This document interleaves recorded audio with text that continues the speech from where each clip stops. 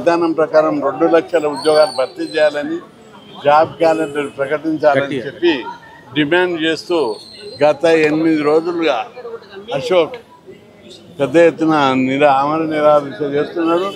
రాష్ట్రం అంతా కూడా నిరుద్యోగుల ఆందోళన చెందుతూ నాకు ఫోన్ చేశారు.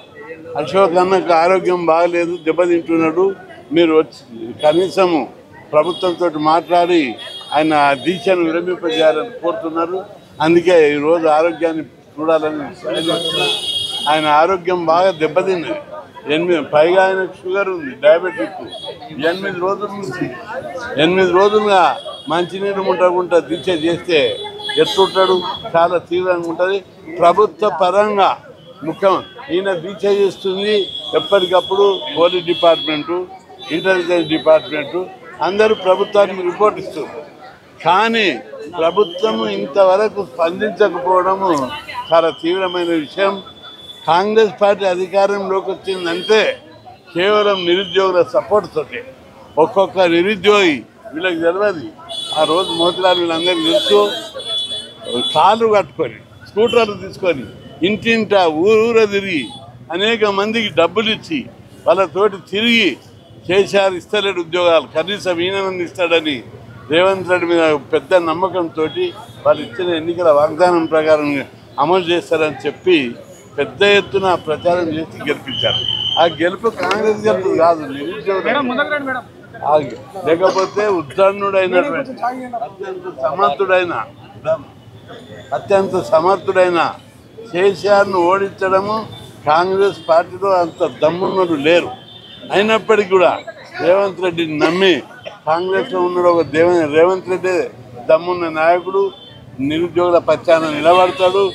ఈ తప్పనిసరి నిరుద్యోగులకు ఉద్యోగాలు ఇస్తారని నమ్మి ఆయనను గెలిపించారు. గెలిచిన తర్వాత నిరుద్యోగులను పట్టించుకోవడం లేదనేటటువంటి చెడ్డ పేరు వస్తుంది. మీరు అల్పాదర్పు కొన్ని ఇచ్చి సరిపోవు. నిరుద్యోగ నిర్మూలనకు పగడ్బందీ చర్యలు తీసుకోవాలి.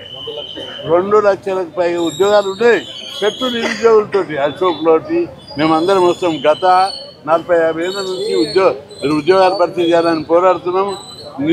ఉద్యోగులలో సగం మంది నేను పోరాడుతూ వచ్చేటట్టే ఉన్నారు. గ్రూప్ 1, గ్రూప్ 2, బ్యాంక్ ఆఫీసర్, ప్రతి దాంట్లో ఏ ఆఫీస్కి వస్తే అన్నా నీతో పోరాడినామని చెప్తారు వాళ్ళు. ఏ ఆఫీస్కి వస్తే అన్నీ టీచర్ల అనేక రకాలుగా పోరాడి పెట్టేయడం జరిగింది. ఇప్పుడు టీచర్ ఉద్యోగాలు దాదాపు 30,000 ఖాళీలు ఉన్నాయి. ప్రభుత్వ టీచర్లే 11,000 ఉంటాయి. మళ్ళా గురుకులాలలో 9,000. ఇక మోడర్న్ స్కూళ్ళు, ఎయిడెడ్ స్కూళ్ళు, కస్తూర్బా స్కూళ్ళు అన్ని కేటగిరీలో కలిసి 30,000 స్కూళ్ళు. ప్రమోషన్ల వల్ల, రిటైర్మెంట్ వల్ల, ఏటా రిటైర్మెంట్ వల్ల 6,000 టీచర్ పోస్టులు వస్తున్నాయి. ప్రమోషన్ల వల్ల 5,000 వచ్చినాయి. ఇప్పుడే మీ ముంగట లెక్కలు చెప్తాను నేను. 10 జిల్లాలు ఉండే 33 జిల్లాలు చేశారు. ఒక్కొక్క జిల్లాలో 40 శాఖలు ఉంటాయి. ఈ 40 శాఖలు పెరిగినప్పుడు అదనపు పోస్టులు క్రియేట్ చేయాలి. కానీ ఒక్క పోస్టులు క్రియేట్ చేయలేదు. 75 మున్సిపాలిటీలు క్రియేట్ చేశారు. 125 ఆర్డీ ఆఫీసులు క్రియేట్ చేశారు. 131 మండలాలు వచ్చాయి కొత్తగా.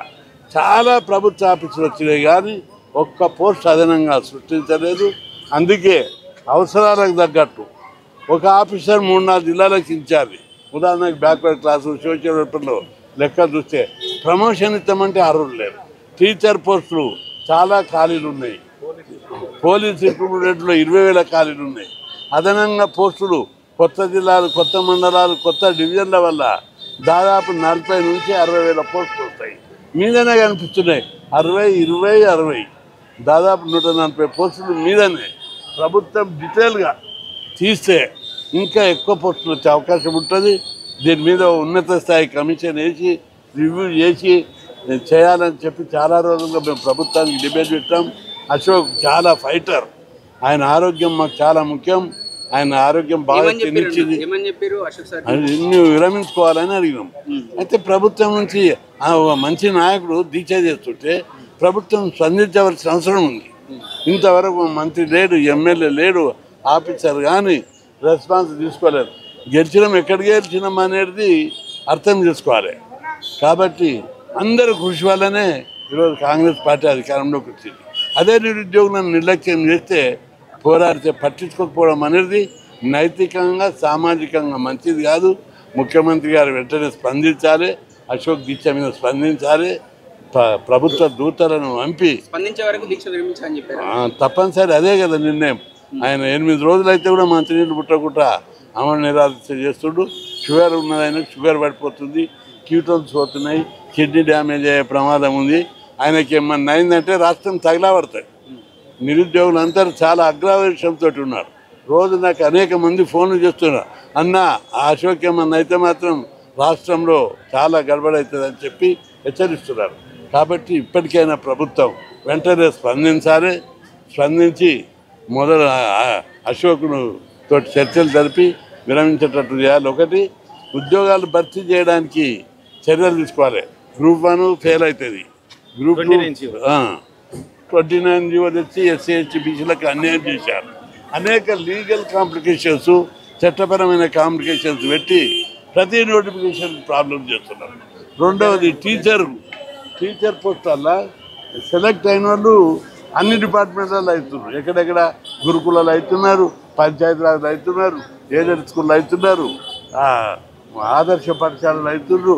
ఇట్లా అయ్యేటకల్లా ఏదో ఒక పోస్ట్కే పోతాం, మిగతా పోస్ట్ అని రాజీనామా.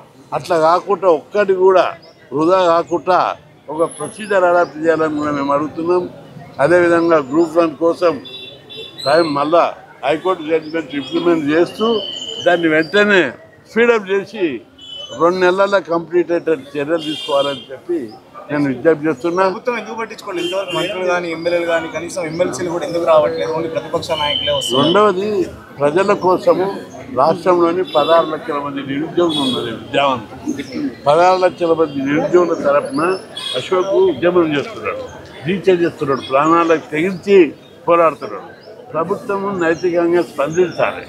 అందులో ఎలాంటి పొలిటికల్ మోటివ్ లేదు. ఆయన టికెట్ అడుగుతలేరు, వాళ్ళ కుటుంబానికి ఏదైనా పదవి అడుగుతలేరు. కేవలం నిరుద్యోగుల కోసం నోటిఫికేషన్ వేయాలి, జాబ్ క్యాలెండర్ ప్రకటించాలి. ఎన్ని వేకెన్సీలు ఉన్నాయో దశల వారీగా ఒకటేసారి ఏమని మేము కూడా అట్టలేము. రాష్ట్ర ఆర్థిక పరిస్థితులు దృష్టిలో పెట్టుకొని దశల వారీగా భర్తీ చేయమని మేము కూడా అంటున్నాం. మేము కూడా బాధ్యులం. తప్పనిసరి రాష్ట్రాన్ని ఒకేసారి మేడం గవర్నమెంట్ చెప్తలేము. కాబట్టి ముఖ్యమంత్రి రాష్ట్ర ఆర్థిక పరిస్థితి మారే ఉన్నోళ్ళకే జీతాలు ఇచ్చలేని పరిస్థితి. మరి కొత్త ఉద్యోగాలకు అది కాదు, నేను ఒకటి అంతా, రిటైర్ అయిన వాళ్ళకి ఎంత వస్తుంది? ఒక్కొక్కరికి 2 లక్షలు, కొత్తగా అయిన వాళ్ళకి ఎంత 30,000. ఒక రిటైర్ అయిన ఆయన పరిశ్రమలో 3-4 అపాయింట్ చేయవచ్చు, 5 మంది 6 మంది. కాబట్టి పెద్ద బర్డన్ కాదు. కొత్త వాళ్ళని రిక్రూట్ చేయడం వల్ల ప్రభుత్వానికి భారం కాదు. భవిష్యత్తులో భారం కావచ్చు, కానీ ఇప్పుడు ఇమ్మీడియట్గా ఏం భారం కాదు. అన్ని రాష్ట్రాల్లో లేదా కేంద్ర ప్రభుత్వం రిక్రూట్మెంట్ జరుగుతుందా? అన్ని రాష్ట్రాల రిక్రూట్మెంట్ జరుగుతుందా? మన దగ్గరనే ఈ ప్రాబ్లం ఉంది, పెద్ద సమస్య కాదు. ఆర్థిక భారం ఉంటే ఫిక్స్డ్ సాలరీ 2 రోజులు పెట్టు, నిరుద్యోగులు అంతా ఒప్పుకుంటారు. ఒక జూనియర్ అసిస్టెంట్ సెలెక్ట్ అయితే మీకు 20,000 ఇస్తాం 2 నెలల దాకా ఒప్పుకుంటాం. ఒక టీచర్కు గతంలో చేశారు రామారావు, స్పెషల్ టీచర్ అని. అప్పుడు టీచర్లను రిక్రూట్ చేసి మీకు 2 నెలల దాకా ఇంత జీతం ఇస్తే ఆర్థిక పరిస్థితి ఒప్పుకున్నాం. అట్లా ఇప్పుడు కూడా ఆర్థిక పరిస్థితి ప్రాబ్లం ఉంటే 2 ఏళ్ళు కొంత ఫిక్స్డ్ సాలరీ, తక్కువ సాలరీతో చేయడానికి నిరుద్యోగులు సిద్ధంగా ఉన్నారు. వాళ్ళకు ధీమా, మాకు జాబ్ వచ్చిందని ధైర్యం ఉంటే పెళ్ళిళ్ళు చేసుకుంటారు, వాళ్ళు సెటిల్ అవుతారు లైఫ్లో. కాబట్టి ప్రభుత్వం వెంటనే స్పందించాలి. ఆర్థిక పరిస్థితి అనేది కాదు, ఆర్థిక పరిస్థితి బాగలేకపోతే మంత్రులు విమానాలలో ఎందుకు తిరుగుతున్నారు? ఒక్కొక్కరు ఎంబడి 10 కార్లు ఎందుకు తిరుగుతున్నాయి? అన్నీ చేసేది అని కాంట్రాక్టులకు ఉంటాయి, ప్రాజెక్టులకు ఉంటాయి. అందరికీ కాంట్రాక్టర్లకు ఒక్కొక్కరికి 6-7 వేల కోట్లు ఇస్తున్నారు, ఫీజులు ఇవ్వరు, ఉద్యోగాలు భర్తీ చేయరు. ఈ విధంగా రాష్ట్రాన్ని మరి ముఖ్యమంత్రి గారు మళ్ళీ ఒకసారి రివ్యూ చేసుకొని ఆ పరిపాలన మీద పూర్తి పట్టు సాధించాలని చెప్పి విజ్ఞప్తి చేస్తున్నా. బీజేపీ నైతిక హక్కు లేదు, 2 కోట్ల ఉద్యోగాలు ఇస్తాను బీజేపీ మమ్మల్ని అడుగుడేది కాంగ్రెస్. ఉద్యోగాల గురించి మాట్లాడే అర్హత లేదు మీకు. తప్పది. బీజేపీ పార్టీ ఐటీ కంపెనీలు తెచ్చి దేశవ్యాప్తంగా ఉద్యోగ అవకాశాలు సృష్టించి కేంద్ర ప్రభుత్వము రెగ్యులర్గా ఉద్యోగాల నోటిఫికేషన్ వేస్తుంది. బ్యాంకు కానీ ఏ నోటిఫికేషన్ అన్నది, బ్యాంకులు, రైల్వేలల్లో, ఐఏఎస్ల, civil service, staff selection service commission, ఏ ఉద్యోగం అయినా రెగ్యులర్గా నోటిఫికేషన్ వేస్తున్నారు. వీళ్ళు వేస్తున్నారు రెగ్యులర్గా. Staff selection, railway board, police రిక్రూట్మెంట్లు వాళ్ళు ఇయర్లీ ఒకసారి ఇచ్చి భర్తీ చేస్తున్నారు, ఎక్కడ ఆపలేదు. కాబట్టి బీజేపీ ప్రభుత్వాన్ని అనే హక్కు వాళ్ళకి లేదు. మోడీ ఈ దేశం అంతా గర్వించదగ్గ ప్రధానమంత్రి. ఇల్లు లేదు, ఊరు లేదు, ఆస్తి లేదు, ఏమి లేదు. దేశం కోసం త్యాగం చేసిన గొప్ప ప్రధాని మోడీ.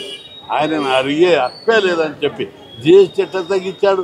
వీళ్ళు ఏమైనా చేస్తున్నారు? అట్లా జిఎస్టీ తగ్గించడం వల్ల అన్ని వస్తువుల ధర తగ్గిపోయాయి.